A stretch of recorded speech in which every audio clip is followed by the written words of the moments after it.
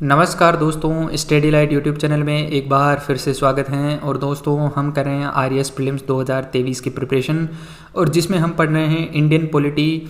और Indian polity का आज का हमारा जो टॉपिक है उसका नाम है केंद्रीय सूचना आयोग। वेरी इंपॉर्टेंट टॉपिक है जिसको हम सेंट्रल इंफॉर्मेशन कमीशन के नाम से जानते हैं। इस टॉपिक में हम क्या क्या डिस्कस करने वाले हैं, सबसे पहले मैं आपको एक बार उनके बारे में बता देता हूँ, फिर हम डिटेल से डिस्कस करेंगे। सबसे पहले हम आयोग की परिचय तथा उद्देश्य और संरचना के बारे में डिस्कस करेंगे। फिर आयोग के जो भी सदस्य हैं उनकी नियुक्ति, शपथ, कार्यालय, वेतन, योग्यता तथा उनकी अयोग्यता एवं उसको हटाने की प्रक्रिया और उनकी पुनर्नियुक्ति के बारे में चर्चा करेंगे। फिर हम आयोग के कार्य तथा आयोग को जो भी सिविल न्यायालय की शक्तियाँ प्राप्त हैं उनके बारे में डिस्कस करेंगे। और अंत में हम जो भी इम्पोर्टेंट फैक्ट्स होंगे इससे रिलेटेड उनके बारे में डिस्कस करेंगे। तो चलिए शुरू करते हैं, परिचय से डिस्कस करते हैं। सबसे पहले केंद्रीय सूचना आयोग। यदि आपसे स्थापना के बारे में पूछा जाए कि केंद्रीय सूचना आयोग की स्थापना कब की गई थी, तो 12 अक्टूबर 2005 को केंद्रीय सूचना आयोग की स्थापना की गई थी। मुख्यालय की बात करें तो अभी वर्तमान में इसका मुख्यालय आपको मिलेगा दिल्ली में मिलेगा। केंद्रीय सूचना आयोग एक सांविधिक या वैधानिक आयोग है, स्टैच्यूटरी कमीशन है।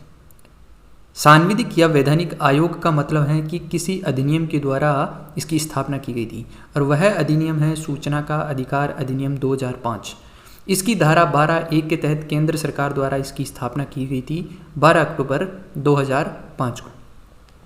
यदि उद्देश्य की बात करें, ऑब्जेक्टिव की बात करें, तो सूचना का सभी लोगों तक निर्बाध तथा सुगम्य पहुंच सुनिश्चित करना इसका मुख्य उद्देश्य है।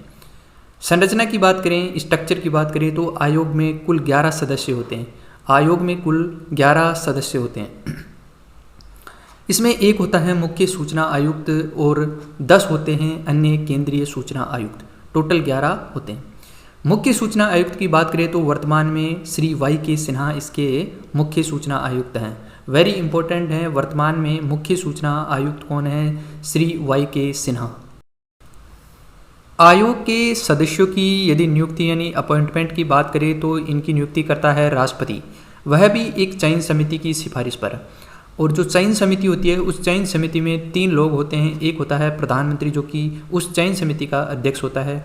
इसके अलावा लोकसभा में जो विपक्ष का नेता होता है, और तीसरा होता है कैबिनेट मंत्री।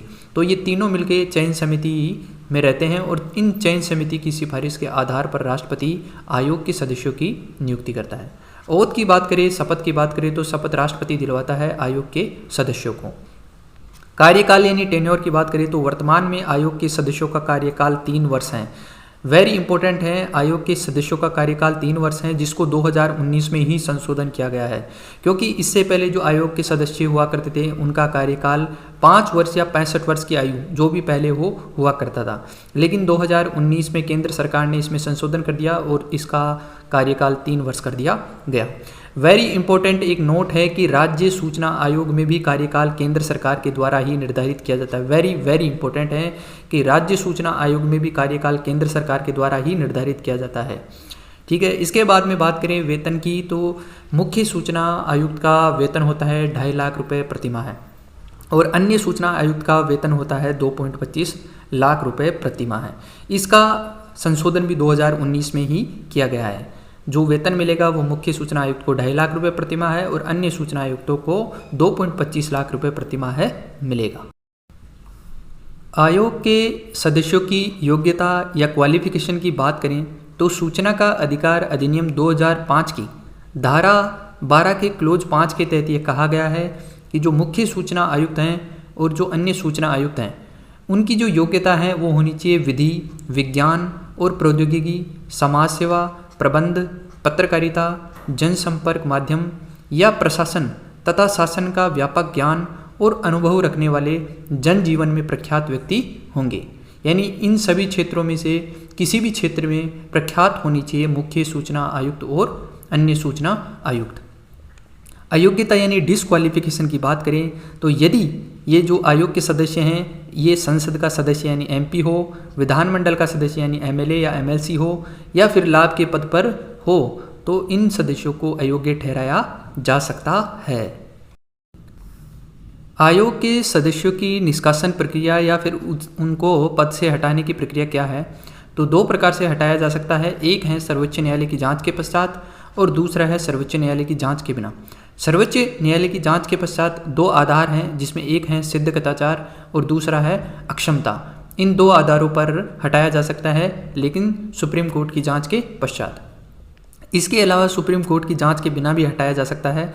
वो आधार हैं दिवालिया घोषित होने पर, शारीरिक या मानसिक रूप से अक्षम होने पर, या फिर लाभ के पद धारण करने पर भी हटाया जा सकता है। पुनर्नियुक्ति यानी रीअपॉइंटमेंट की बात करें तो आयोग के सदस्यों को आयोग में पुनर्नियुक्ति नहीं किया जा सकता। एक बार नियुक्ति होने के बाद में पुनर्नियुक्ति नहीं हो सकती। आयोग के कार्यों या फिर फंक्शंस ऑफ CIC की बात करें तो इसके कौन कौन से कार्य हैं, उसमें पहला है यदि किसी व्यक्ति द्वारा मांगी गई जानकारी देने से मना कर दिया गया हो तो इस आयोग के द्वारा जांच की जाएगी। निर्धारित समय में जानकारी नहीं दी गई हो, जानकारी देने के लिए ज़्यादा शुल्क लिया गया हो, दी गई सूचना झूठी या भ्रामक हो, यदि कार्यालय में जन सूचना अधिकारी की नियुक्ति न हो जिसके कारण सूचना प्रदान करने में विभाग या कार्यालय असमर्थ रहा हो, या फिर RTI नियम के तहत किसी भी नागरिक से द्वितीय अपील प्राप्त करना एवं उसका निर्णय करना, इन सभी की जांच आयोग के द्वारा की जाती है। आपको बता दूं कि मैं जो RTI की जो शुल्क होती है वो 10 रुपये हैं, और यदि SC और ST कैटेगरी से यदि आप हो तो आपका जो शुल्क है वो 0 रुपये है। अन्य कैटेगरी के लिए RTI की जो फीस है वो 10 रुपये हैं। ठीक है। केंद्रीय सूचना आयोग को कुछ सिविल न्यायालय की शक्तियाँ भी प्राप्त है जिनका वह प्रयोग कर सकता है। वह कौन कौन सी शक्तियाँ हैं तो उनमें है समन जारी करना एवं उपस्थित होने के लिए दबाव बनाना। किसी व्यक्ति को नोटिस जारी कर सकता है तथा उसको उपस्थित होने के लिए दबाव बना सकता है।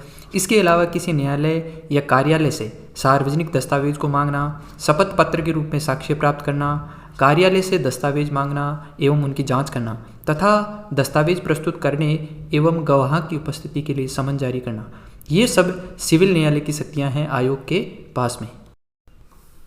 अन्य इम्पोर्टेंट फैक्ट्स की बात करें तो स्वीडन विश्व का पहला देश है जिसने सूचना का अधिकार 1766 में अपनाया था। वेरी इंपॉर्टेंट है, दुनिया में स्वीडन पहला देश था जिसने सूचना का अधिकार अपनाया 1766 में। राजस्थान में सूचना का अधिकार अधिनियम 26 जनवरी 2001 को लागू किया गया था। और मैं आपको बता दूं कि राजस्थान भारत में तीसरा राज्य था सूचना का अधिकार अधिनियम लाने वाला। पहला था तमिलनाडु और दूसरा था गोवा और तीसरे पे था राजस्थान। भारत का मुख्य न्याय का कार्यालय भी सूचना के अधिकार के दायरे में शामिल कर लिया गया है। शुरू में ये भारत का मुख्य न्यायाधीश RTI के दायरे में नहीं आता था, लेकिन वर्तमान में RTI के दायरे में शामिल है। जैसे मैंने आपको बताया कि भारत में सूचना का अधिकार अधिनियम सर्वप्रथम 1996-97 में तमिलनाडु राज्य ने लेकर आया था।